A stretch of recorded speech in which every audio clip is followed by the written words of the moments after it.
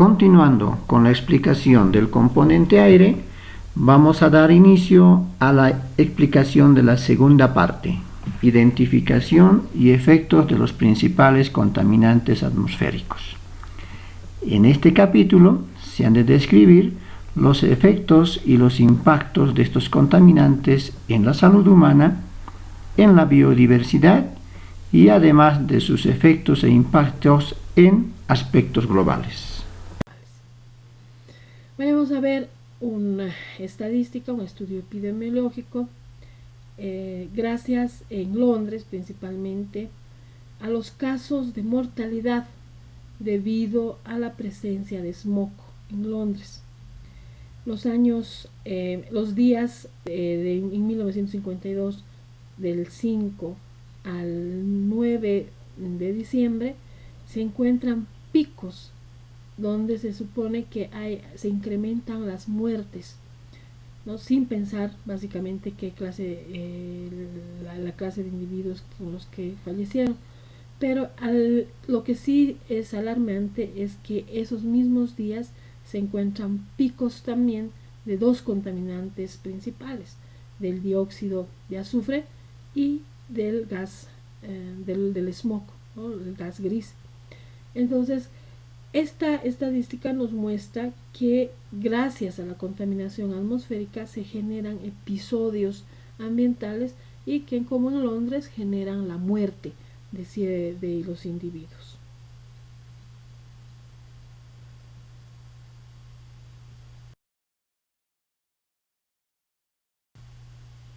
Por otro lado, considerando las concentraciones de ozono, de dióxido, trióxido de azufre, de óxidos de nitrógeno, ¿no? Como se puede ver en la gráfica, graficamos el porcentaje de inhibición del proceso de la fotosíntesis y la concentración de estos contaminantes. Podemos darnos cuenta que estos influyen en el proceso de inhibición de la fotosíntesis. Eso significa que el efecto de los contaminantes en los bosques, en la biota, realmente es alarmante cuando uno empieza a hacer un estudio mucho más serio en sus efectos.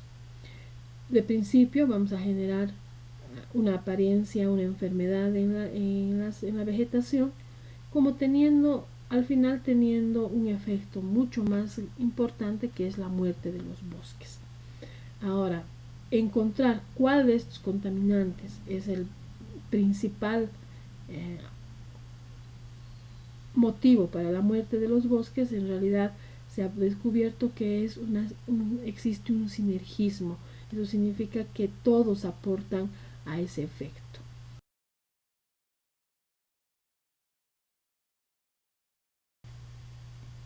Por otro lado, ya en Latinoamérica podemos ver unos datos estadísticos como el incremento de la flota vehicular en El Salvador ha generado el incremento a la vez de las infecciones respiratorias agudas.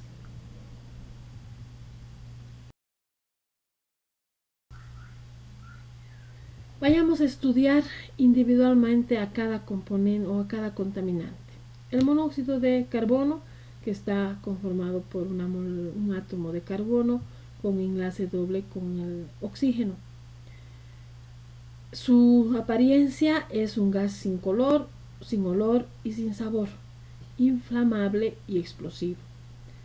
Los efectos son muy tóxicos para los seres humanos y animales. Esto debido a que es más activo que el oxígeno en nuestro sistema respiratorio. Es 200 veces más asimilado por la hemoglobina que el oxígeno mismo, así que cuando entran en competencia el oxígeno y el dióxido de carbono en nuestro sistema respiratorio, el dióxido de carbono tiene 200 veces más aptitud de combinarse con la hemoglobina. Se incorpora en los pulmones, bloquea el transporte de oxígeno por causa que les hemos explicado, causa dolor de cabeza, náuseas, concentraciones muy altas, genera asfixia interna. ¿Quiénes generan monóxido de carbono? Principalmente el tráfico vehicular, los vehículos, los aviones y la incineración. El monóxido de carbono, no nos olvidemos que es un producto de la mala combustión, o sea, cuando el oxígeno no es la cantidad suficiente, no es un oxígeno estequiométrico necesario para una combustión completa. El ozono, que es un contaminante secundario, que es la combinación de 3 átomos de oxígeno, muy oxidante, tiene una apariencia en una alta concentración como un gas sin color, en altas concentraciones azul, poco soluble en agua, tiene un efecto altamente oxidante, tiene un olor eléctrico. Cuando la primera percepción son problemas en la mucosa, ardor en los ojos y en la respiración. Los efectos sobre los humanos es irritante en las mucosas, genera cansancio y en concentraciones más altas son nocivas debido a que como es altamente oxidante puede oxidar todos nuestros sistemas. Genera muerte de los bosques, uno de los principales generadores de la muerte de los bosques, y las fuentes principales son las plantas de ozonización, soldadura eléctrica, aparatos de rayos X de manera directa, pero en realidad se generan más teniendo nuestras sustancias predecesoras, que son el oxígeno, el nitrógeno, y sustancias orgánicas de tráfico e incineración que van a reaccionar en la atmósfera y generar el ozono.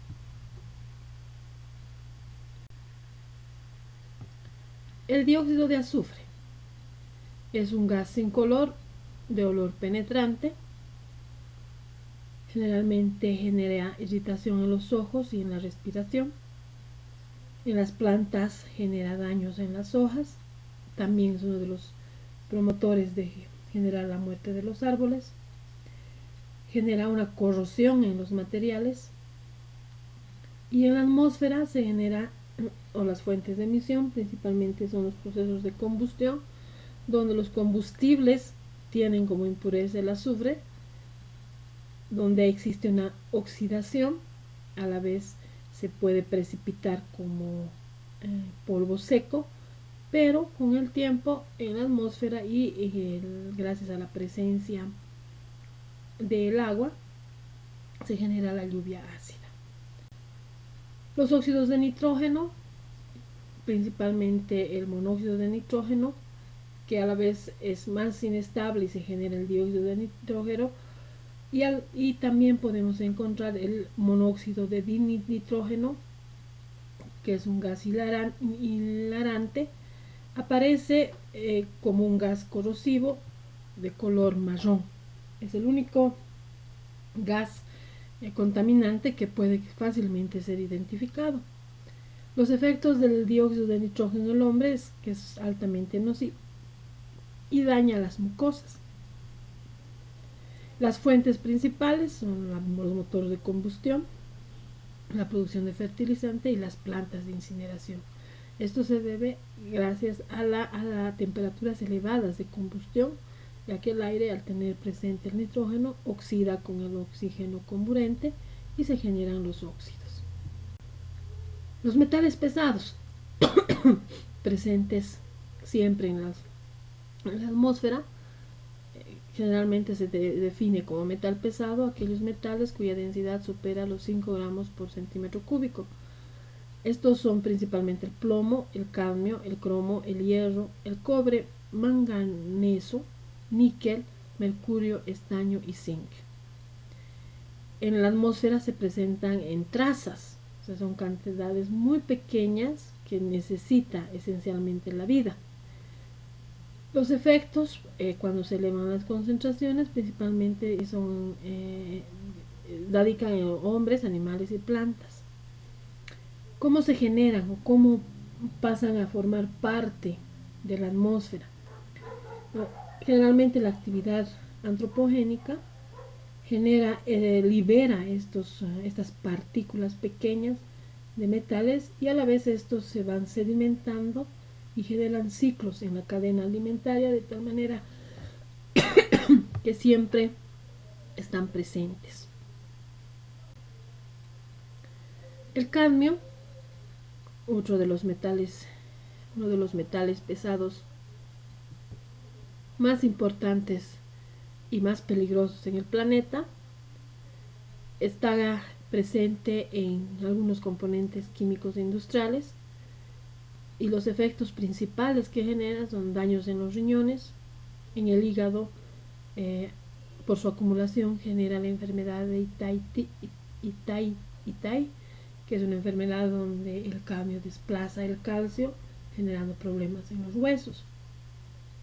Se incorpora principalmente en los alimentos, principalmente por los fumadores. Altamente nocivo para el agua. Se utiliza en pilas, en pigmentos y en estabilizadores en PVC. El cromo, metal pesado que se emite como polvo y empieza a incorporarse en los pulmones y puede generar cáncer. Principalmente se emite por la incineración de carbón en la industria de acero y la industria de vidrio y cementeras. Los formaldehídos, que ya no son contaminantes de referencia, pero existen bastante en las zonas industriales principalmente, es un compuesto orgánico que tiene una molécula de carbono, 2 moléculas de hidrógeno y están combinadas con el oxígeno. Es un gas sin color, con olor característico, es irritante, genera alergias y probablemente cáncer. Sus fuentes son los aminoplásticos, maderas contrachapeadas, prensadas, materiales aislantes, pegantes, textiles y desinfectantes. ¿Cuáles son los efectos en el tracto respiratorio? Porque en realidad la contaminación atmosférica afecta al sistema respiratorio del ser humano y está comprobado que va a depender mucho de la solubilidad del contaminante para empezar a actuar sobre el sistema respiratorio.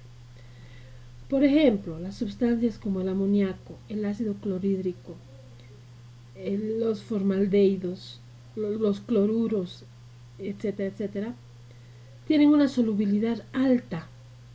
Por lo tanto, están afectando a los ojos, la garganta y la tráquea. La solubilidad se refiere a la solubilidad en agua.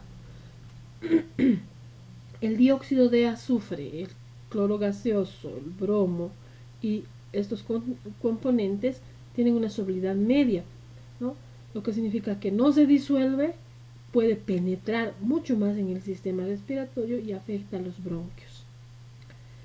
Aquellos contaminantes que son poco solubles, como el ozono, el oxígeno, el dióxido de nitrógeno y estos, más los componentes de cadmio, tienen una solubilidad bajísima al agua, por lo tanto tienen la posibilidad de penetrar mucho más internamente hasta llegar a los alveolos y capilares.